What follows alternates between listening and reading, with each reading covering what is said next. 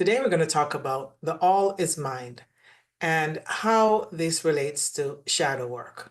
The Hermetic principle of mentalism precedes all other laws. Therefore, the mind is the vehicle for consciousness to express itself holographically in the material matrix called life. Now, what does shadow work have to do with the mind? Well, everything really. You see, the universe is interconnected and interdependent on the mind, which is the first law, for which the other six laws follow. The seven Hermetic laws are deeply rooted in occult wisdom teachings and are the foundation for this universe. Everything in the material matrix is an expression of these fundamental principles. And we can connect these dots to shadow work when we integrate astrology, mythology, the esoterics, and astrotheology. While the universe represents all things, in order to manifest reality, it is interdependent on the seven ancient Hermetic principles for self-mastery, derived from the teachings of Thoth, who is also Hermes, Trismegistus, the Greeks and the Egyptians regarded as a deity or the god of wisdom. The Hermetic principles stem from the notion that the universe follows specific natural laws. And by understanding and using these laws, we gain mastery over our own existence. It is said that if we master these seven principles, we master our reality. These seven Hermetic principles will be consciously integrated into our daily lives through the practice of shadow work, or what I call soul work. But today we're mostly focused on the first law, the all is mind. So I'll explain how after I introduce myself. Welcome to Starwell Astrology. My name is Sharrie, and I am a Western tropical astrologer, and I specialize in shadow work. I offer personal natal chart readings and one-on-one shadow work coaching. My information is below, but I can be reached at starwellastro@gmail.com. Also, I really want to mention something really exciting for me is that I am hosting weekly shadow work workshops on Tuesday at 7 p.m. Eastern Time. If you're interested in joining us, just contact me at my email at starwellastro@gmail.com. These workshops are held every Tuesday at 7 p.m. Eastern.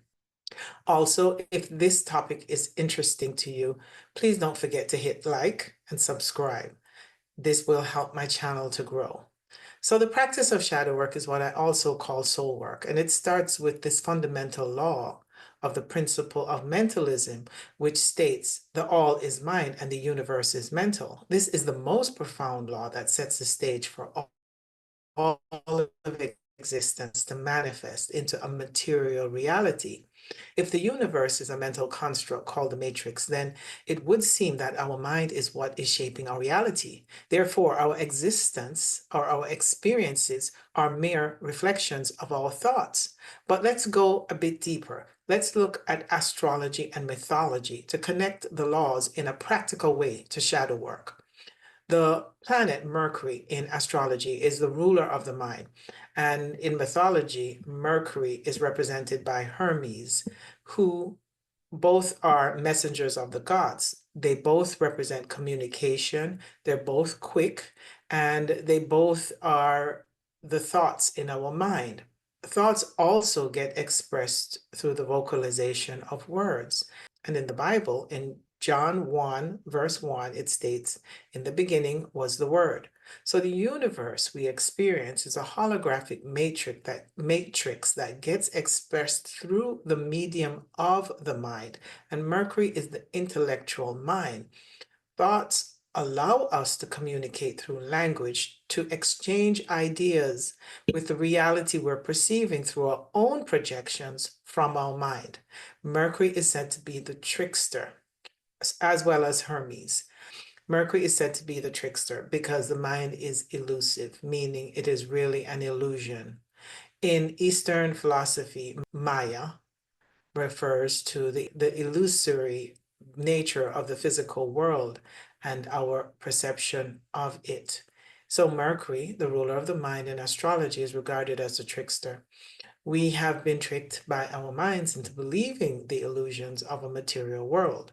The world we perceive comes from our own ability to imagine it, and we do so based on our identifications with our conditioned core beliefs. Beliefs are really just ideas, but whether the idea we believe is conscious or unconscious, they set the foundation for the reality we broadcast and then experience.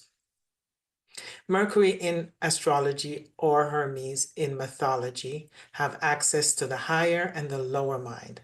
The mind has the power to take us to the underworld or the hellish realms, meaning down into depression, or to raise us up to the higher heavenly states of bliss and joy. So how can this be useful for shadow work? The mind is how we access our feelings, but the feelings is what influence us to act on what we believe.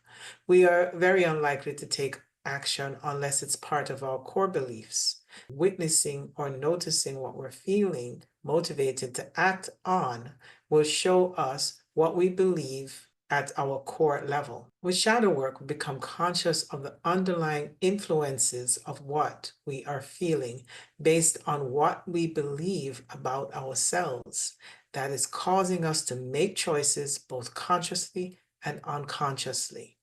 So noticing what we're feeling allows us to access the missing link in how we might be choosing to experience our reality.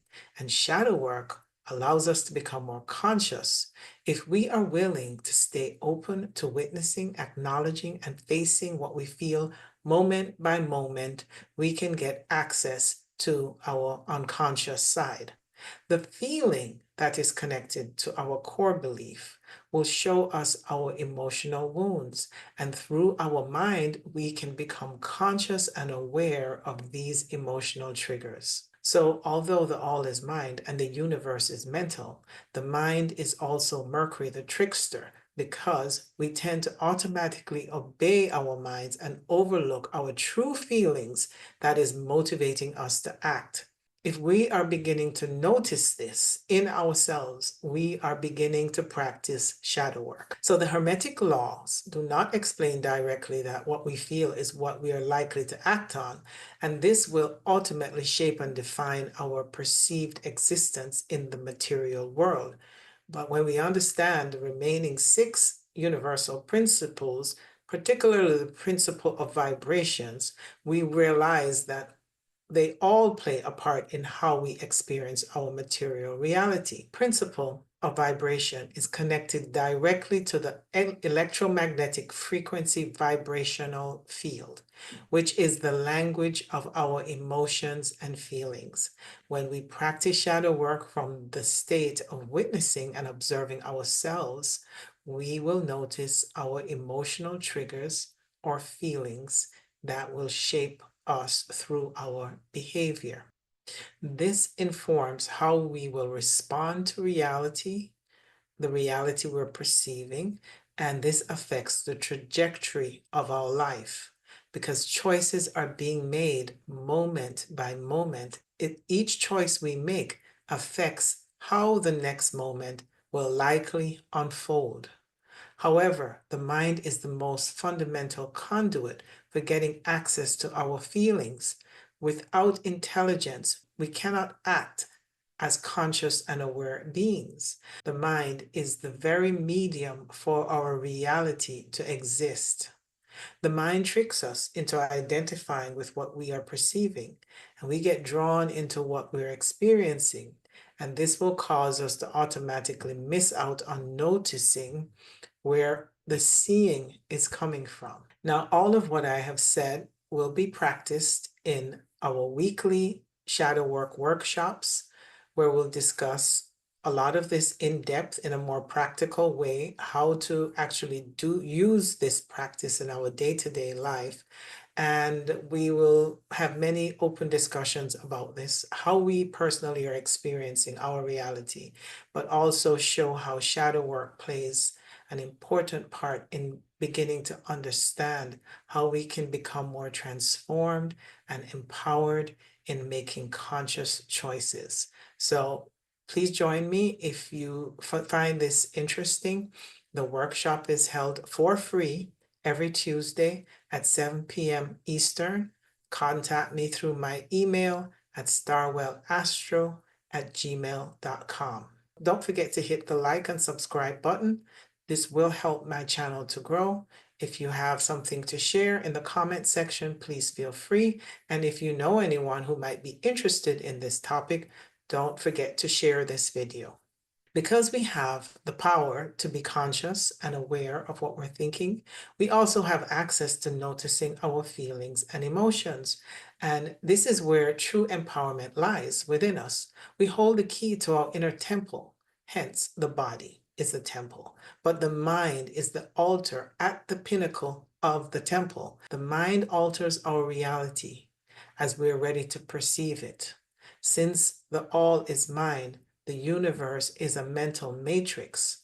The altar is located at the pinnacle of the brain, which is the cerebral cortex. In astrotheology, the temple is the body, which is the Garden of Eden in the Bible. The brain is the holy temple built by Solomon, and this temple was built without a sound.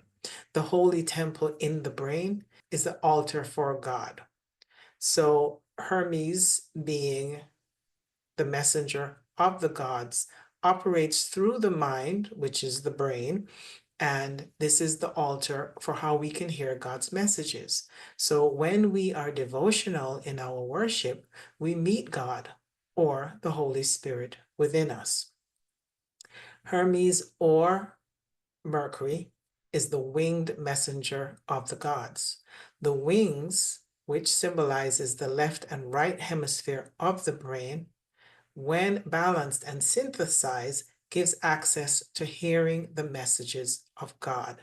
When we meditate and we sit in even-mindedness, we have equanimity. We are able to be neutral. We're able to access the void within us where we can hear the intuitive messages that comes from the divine. So hearing these messages allows us to get in touch with our intuition. Unlike other traditional methods of shadow work, I believe true answers comes from the unconscious mind when we are able to access this through our intuition.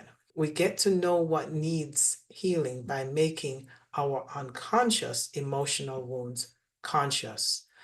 Our conditioned core beliefs keeps us stuck in holding on to wounded patterns that are deeply rooted in fear. To practice shadow work, we're witnessing, acknowledging, and facing the wounded unconscious side of us and becoming aware of our conditioned thought patterns that cause us to make automatic and reactive choices. So the biggest question we might ask ourselves is, where do our core beliefs come from? Who determines what our core beliefs should be? And how do we become identified with them on an emotional level? Well, from a very early age, we're groomed while we are most susceptible to learning from our environment. We learn very quickly how to be accepted by those we love. We learn that if we're compliant, then we're accepted. And if we're not, we're reprimanded and rejected. These has deep roots through generations of fear, of not belonging. So from a very early age, the mind gets programmed to filter our reality through conditioned core beliefs that is based on what we fear. We become identified with beliefs that are built on fear, and this fear keeps us in line with going along with the majority. This fear has very deep roots, even on a collective level. To survive as a species meant that we had to stick together and follow the rules of the group we belong to. Otherwise, we would be an outcast, and it would mean that we are unlikely to survive alone. So our very survival was dependent on sticking together and following the rules of the group. And whatever rules the group had is what we conformed to in order to survive. So our very survival was dependent on our ability to follow the beliefs of the group we belong to. So fear is at the foundation of all emotional wounds. What we fear most is fear itself. We will do what we must to avoid facing our fears. Everything in this reality expresses itself through the electromagnetic field that permeates our reality. Our feelings are the language of this electromagnetic field that creates matter. It shapes the material matrix we're perceiving. So if fear is running the show, we are co-creating from fear, even if it's unconscious. But with shadow work, we can begin to notice how we're constantly operating from a wounded cycle of repetitive patterns that have been shaped by fear-based beliefs. Reality is malleable and is always bending and blending energy. And so we have the autonomy in what way and in how we are contributing to the reality we are experiencing. On an atomic level, everything, including you as a person, is a byproduct of the invisible fabric of electromagnetism, born from the ethers. The pure intelligent material of the universe comes out of the invisible fluid substance of the quintessence. The ethers traverse electromagnetic waves that form into particles to shape the world of form in association with our conscious and unconscious thoughts and feelings. The universal laws bind immutable principles that governs humanity's mind-made holographic matrix. The matrix is made up of sonoluminescent waves that vibrate and cause interference patterns emanating from God's mind. The interference patterns cross each other and weave electromagnetic tapestry or matrix. So imagine that we hold the natural ability to consciously shape our world and to know that the point of focus we hold in our own lives shows us what we are likely to manifest. Therefore, we hold the key to ourselves. The self-witnessing practice helps us to slowly turn that key that will open the door to the other side of ourselves, feeling transformed into being more authentically aligned in our true essence. We can be more empowered in knowing our own inner authority. We can take conscious action to reshape our reality into higher timelines. For me, this is how important shadow work or soul work is. It literally gives you back your keys to yourself, to your own inner temple. So join me for our free weekly shadow work workshop held every Tuesday at 7 p.m. Eastern. And please contact me if you are interested at starwellastro@gmail.com. We break down these steps step by step. Wherever you are in your practice of shadow work is where we're going to work from. So I hope to see you there. And don't forget that I also offer personal natal chart readings and one-on-one shadow work. And also subscribe if you like this material, hit the like button, share, and comment. Thank you, and see you next time. Bye.